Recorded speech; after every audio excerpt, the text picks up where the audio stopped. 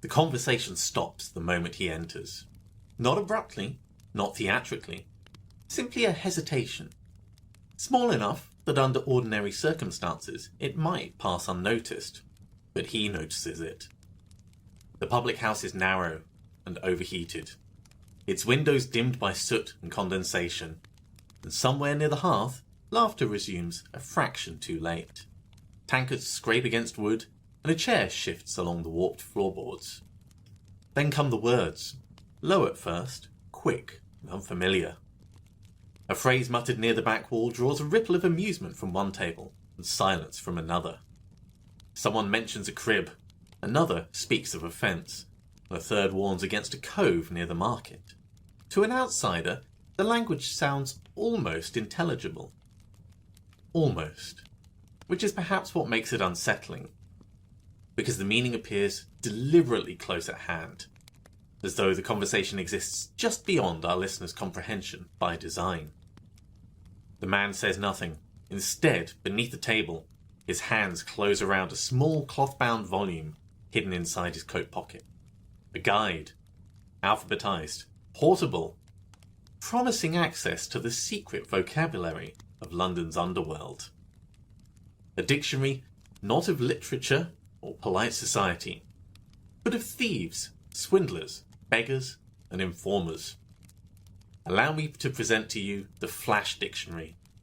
I'm your host, Alex Sweetman, and this is the Old Money's Cabinet of Curiosities, where we examine the inventions, obsessions, and cultural artifacts that emerge when society becomes determined not merely to fear the unknown, but to catalogue it.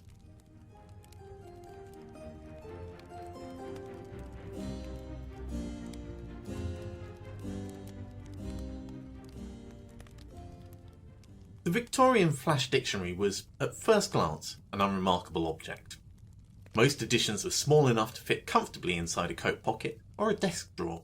Bound in cloth or thin leather, they resembled cheap reference books and devotional manuals that circulated widely through the 19th century. Some were plainly printed pamphlets, others adopted more respectable bindings intended to lend authority to their contents. Inside, however, the subject matter shifted dramatically. Rather than Latin phrases or conventional definitions, these books catalogued slang, particularly the supposed language of thieves, gamblers, beggars, sex workers, swindlers, and prisoners. Entries were typically arranged alphabetically, with brisk definitions explaining unfamiliar terms. Crib, a house. Fence, a receiver of stolen goods. Prig, a thief. Many editions included pronunciation guides, anecdotes, court references, or explanatory notes intended to reassure readers that the compiler possessed genuine insider knowledge. Their tone varied considerably, and some presented themselves as scholarly works of linguistic preservation. Others leaned heavily into the sensationalism, marketing themselves as guide to the dangerous underside of urban life. In practical terms, the dictionary served several audiences simultaneously. Journalists would use them to interpret courtroom testimony, writers borrowed phrases from crime fiction and theatre, and curious middle-class readers purchased them as a form of safe proximity to the criminal world. Whether actual criminals found them useful is less certain, because the language these books attempted to catalogue was unstable by nature. Slang shifted rapidly between districts, trades, prisons, and generations. New terms emerged constantly, while older ones disappeared or fell out of fashion. The dictionaries therefore captured not a fixed language, but fragments of one, frozen temporarily in print before drifting once again beyond the page. The rise of the Flash Dictionary belongs to a period when Victorian Britain was becoming increasingly obsessed with visibility.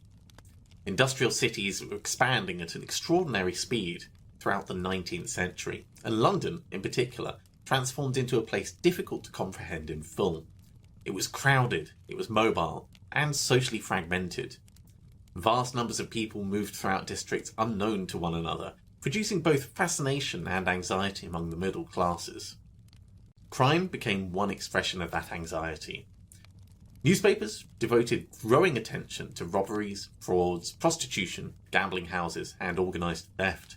And the penny dreadfuls, serialised crime stories, transformed criminality into mass entertainment. Public executions and courtroom reporting blurred the line between moral warning and spectacle. At the same time, Britain was developing new systems for observing and categorising society itself. Census-taking expanded, police forces professionalised, and reformers mapped the poverty that was going on around them street by street.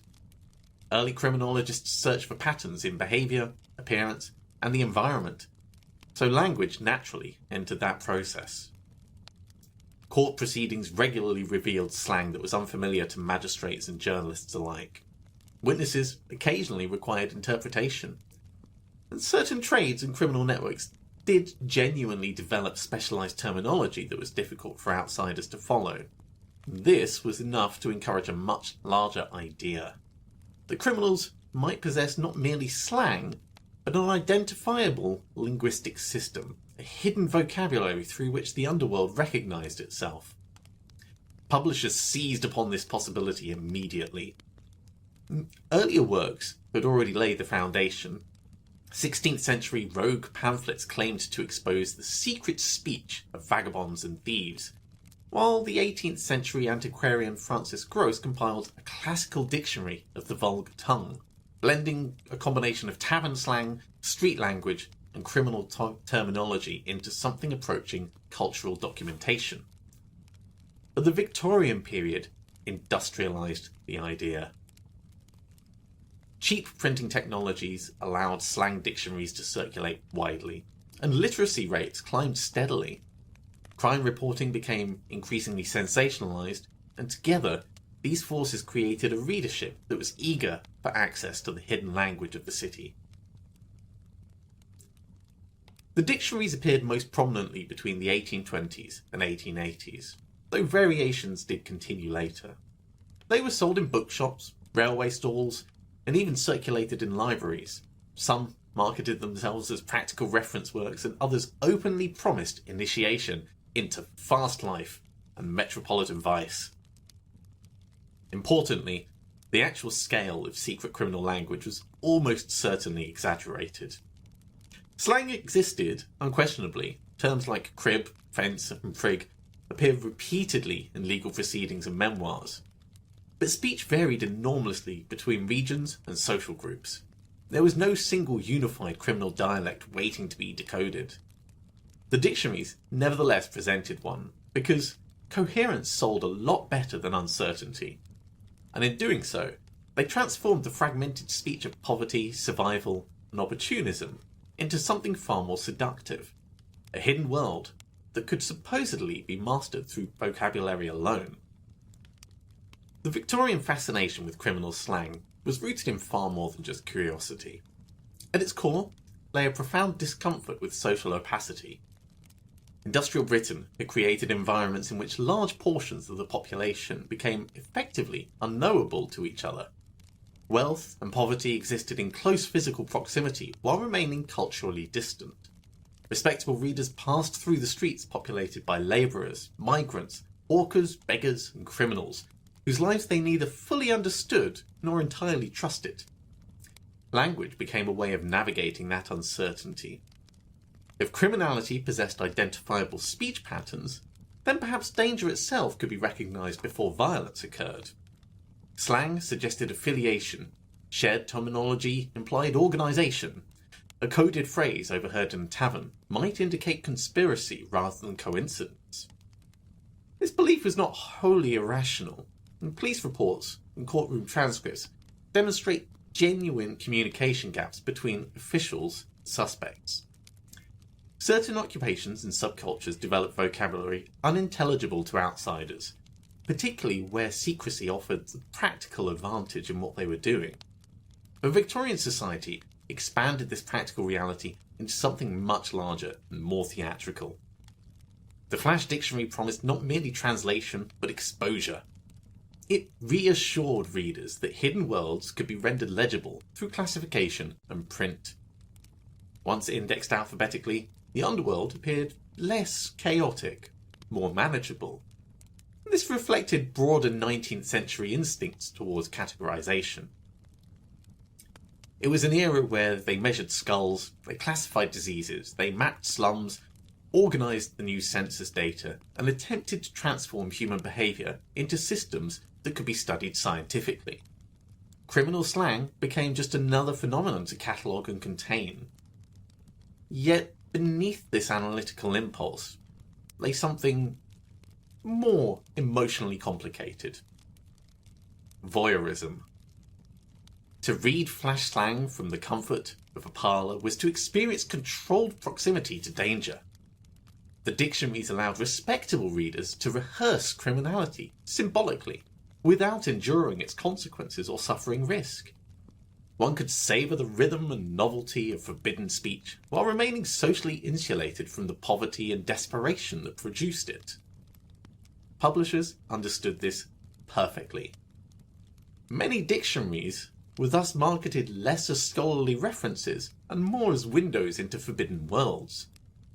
The implication was seductive in a way. Ownership conferred insider knowledge. Readers could imagine themselves initiated into urban mysteries normally hidden from respectable society. This dynamic became especially powerful in the rapidly modernising cities. London, Manchester, Liverpool, other large industrial centres generated both fascination and fear among the middle classes.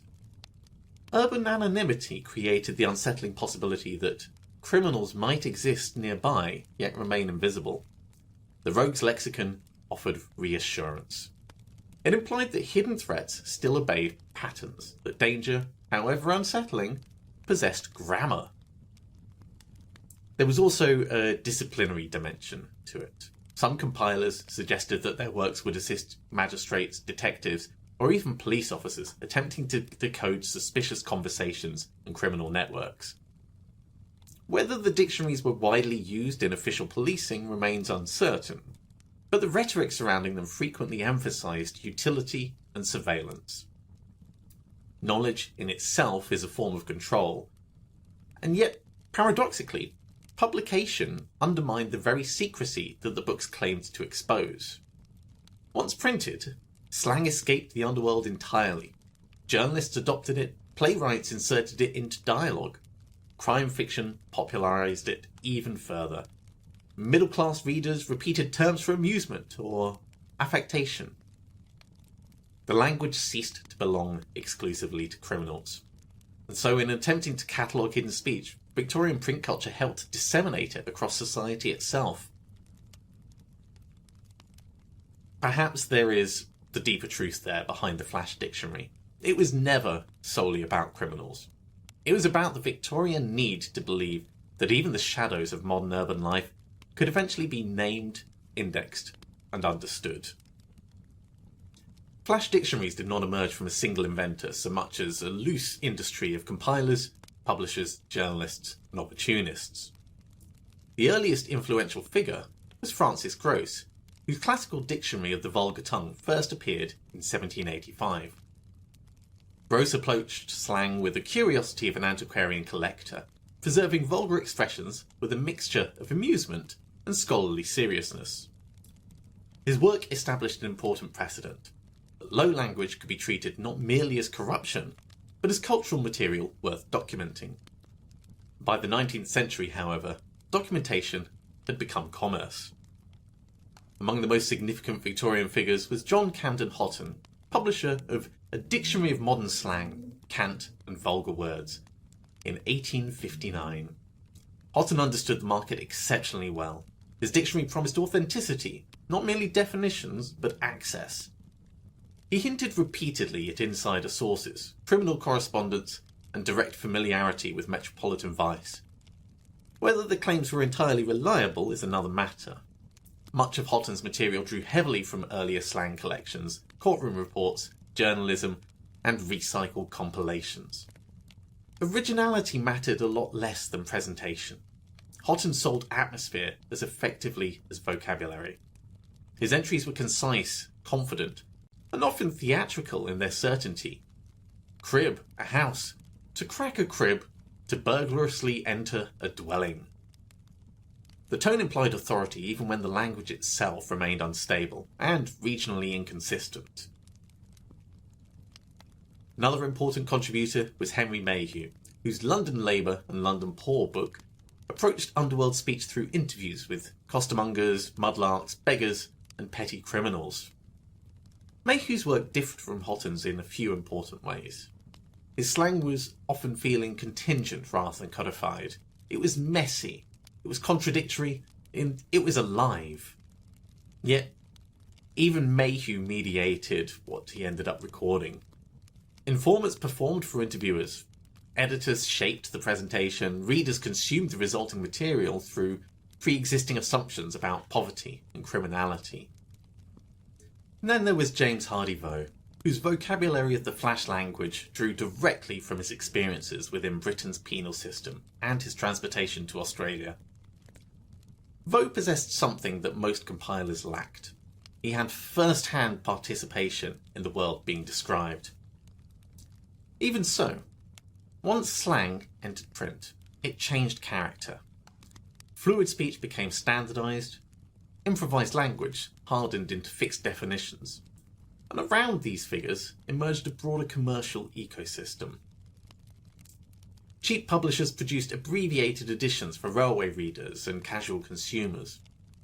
Glossaries would appear in crime novels and theatrical programmes, and journalists increasingly sprinkled slang into their reporting, both to create atmosphere and to lend credibility to their work. The Rogues Lexicon became marketable precisely because it occupied an unstable place between education and entertainment. Readers could justify purchase as cultural literacy while consuming it primarily for excitement and entertainment. Importantly, the individuals profiting most from the dictionaries were rarely the criminals whose speech filled their pages. The compilers acted as intermediaries, educated translators converting marginal language into respectable commodities. Meanwhile, the people whose slang became fashionable often remained impoverished, imprisoned, transported, or anonymous entirely. The underworld generated the material, publishers generated the profit. And between them stood Victorian readers, eager to believe that danger might become intelligible if they could understand the language. By the late 19th and early 20th centuries, the flash dictionary began to lose some of its cultural urgency. Partly this reflected changing attitudes towards crime itself. Criminology became increasingly institutionalized. Police forces professionalized even further. Academic sociology and psychology gradually replaced older, more theatrical notions of the criminal underworld as a mysterious parallel society governed by secret codes. At the same time, slang itself became less containable. Terms once associated with thieves and vagabonds entered mainstream speech through journalism, theatre, music halls, and popular fiction. Words that had once signalled danger or exclusivity lost much of their power through repetition. The underworld no longer sounded entirely foreign. Mass literacy also altered the market. Cheap newspapers and serialised fiction supplied readers with criminal slang continuously, reducing the need for specialised dictionaries and promising revelation. And perhaps most importantly, the Victorian confidence that hidden social worlds could be neatly catalogued began to fracture. Urban life was proving to be too fluid. Language shifted far too quickly. The dream of fixing criminal speech permanently between covers became increasingly impractical. The dictionaries didn't disappear entirely. Slang glossaries survived in reference works, memoirs, and fiction, but the Rogues Lexicon gradually ceased to feel dangerous. What remained was less a practical guide than a historical curiosity, a record not simply of criminal speech, but of a society profoundly determined to decode itself. The Flash Dictionary reveals a peculiar Victorian contradiction. It sought to expose secrecy while simultaneously romanticising it. Compilers claimed to illuminate the criminal world, yet the very act of cataloguing underworld language often made it alluring. The Rogues Lexicon transformed poverty, desperation, and criminality into something readers could consume aesthetically. Ordered neatly into columns and definitions, danger became readable, portable, collectible, and perhaps that transformation explains the enduring fascination surrounding these books. The dictionaries were never truly about practical communication alone. Very few respectable readers genuinely needed to decode thieves' cant in daily life. What they sought instead was reassurance, the comforting sense that the hidden worlds could be understood through sufficient observation and classification. And that impulse remains deeply human.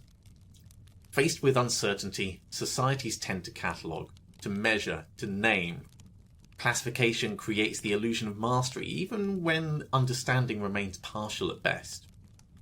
The Victorians pursued this instinct with particular intensity. They believed that systems could render disorder comprehensible, that criminality possessed patterns waiting to be uncovered. Language itself might even be used to betray moral character. The Flash Dictionary therefore occupied an unusual space. It documented genuine speech, certainly, but it also shaped public imagination. Once printed, criminal slang ceased to belong solely to the criminals. It entered fiction, theatre, journalism, and eventually even common language. Perhaps that's the quiet irony at the centre of the Rogues lexicon. The dictionaries promised control, and what they produced instead was circulation. The language escaped the page, the shadows entered the parlour. And with that, we close the Cabinet of Curiosities until next time. Thank you as ever for joining me in this gallery of invention and unease. If tonight's excursion into language of the Underworld has held your attention, do consider subscribing, or perhaps passing the programme along to a fellow traveller of history's darker corridors. These curiosities rarely vanish entirely. They linger in language, habit, and memory long after the objects themselves have faded. As always, I remain your faithful guide. Farewell.